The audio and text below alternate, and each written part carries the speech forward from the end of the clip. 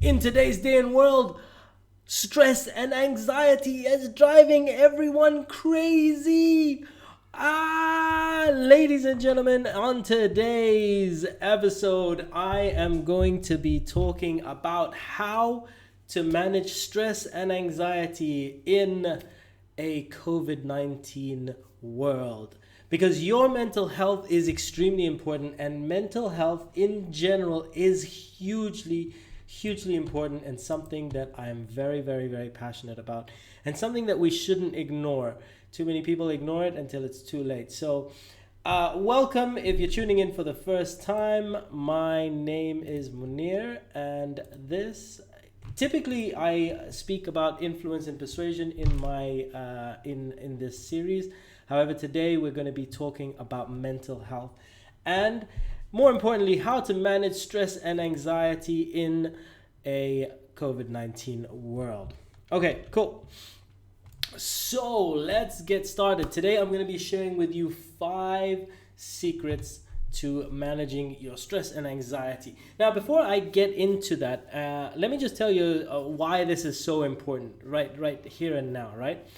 Not too long ago, I lost a job, and I came home and I was feeling extreme stress, extreme anxiety. So I know what it's like. And even though I had studied a number of things, I've studied a number of techniques, I'm an NLP trainer, etc., I was put to the test because I had to use everything on myself to see what worked. And it was so important because not only was I out of a job, but I had to problem solve very quickly. And when you're stressed and anxious, you're not going to be making great decisions. You're not going to be thinking clearly. You're not going to be in a good place. So you need to be able to manage stress and anxiety and turn it into something productive. And so I've tried a number of techniques out. I've been the guinea pig, and I know what works and what's worked for me. And a number of techniques that I thought would work, they work, but they need a couple of things that you got to do beforehand. And if you don't do them beforehand, you're kind of not exactly going to get the right results. So I want to share those today with you, and let's get cracking. So the first the first one, and one of the things that I think is hugely important, it's something that you would not believe. It sounds very crazy. You're going to be like, Muneer, you must be kidding me. Are you serious? I am 100% serious. This technique made a huge difference. It makes a huge difference in a lot of people's lives, okay? And that is scheduling it. What do I mean by scheduling it? Schedule your stress time, right? I want you to be productive.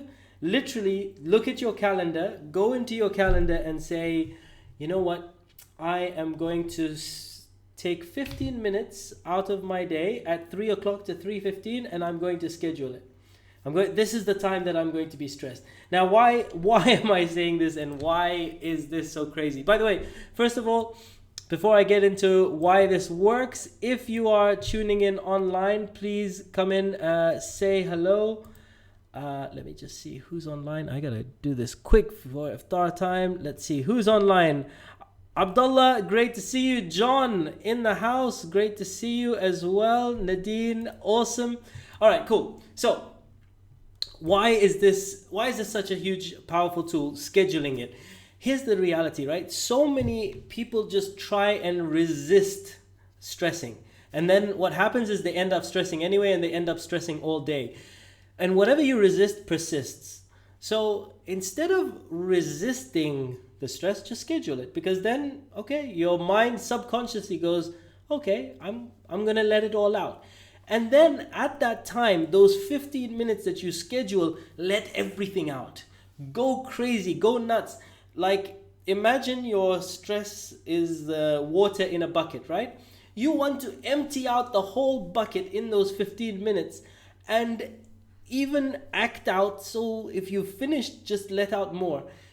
Because then the rest of the day, if you have a full bucket and you're just trying to put more and more water in, it's not helping you. You're just overflowing. Just let it all out.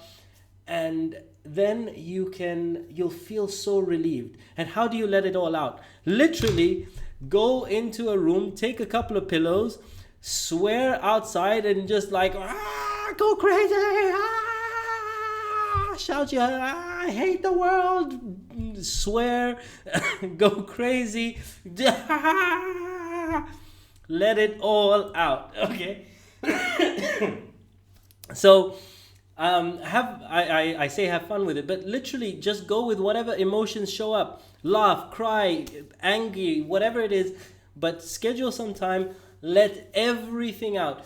And who's going to judge you? You should be self-isolating anyway, so no one's going to judge you. So go for it. Who's going to know, right? Go for it. So 15 minutes in the day, and then what happens in the rest of the day, if any stress comes up, a tiny bit of stress, then you just go, you know what? It's okay. I'm going to handle that at 3 p.m. tomorrow. This is not the time for stress. And you won't stress because you've already let it out.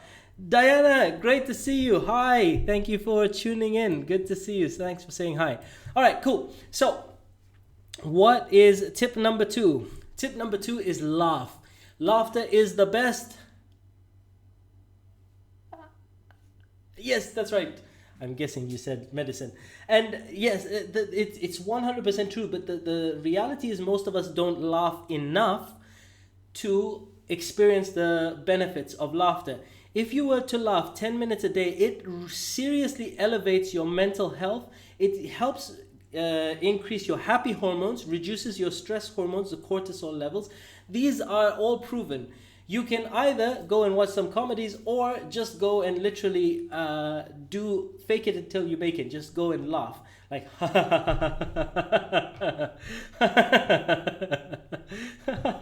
because your body doesn't understand the difference between fake and real laughter. And guess what happens after a couple of, like about 30 seconds of fake laughter? You begin to feel good, and you might have a couple of real laughs in there as well. So try that out, right? Now, that was number 2. Laugh. Number 3, meditate and mind train. Oh, I've been wanting to use this funny transition for a while. So let me set this up again. Meditate and mind train. Focus on your breathing. I got to use it. I'm so happy. Anyhow, listen. We all exercise our body in order for our body to be healthy. Exercise your mind. How can you exercise your mind? Meditate.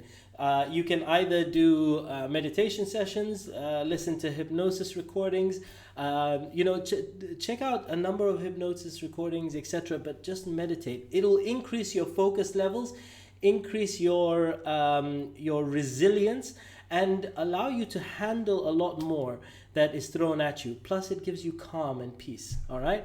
So that was number 3.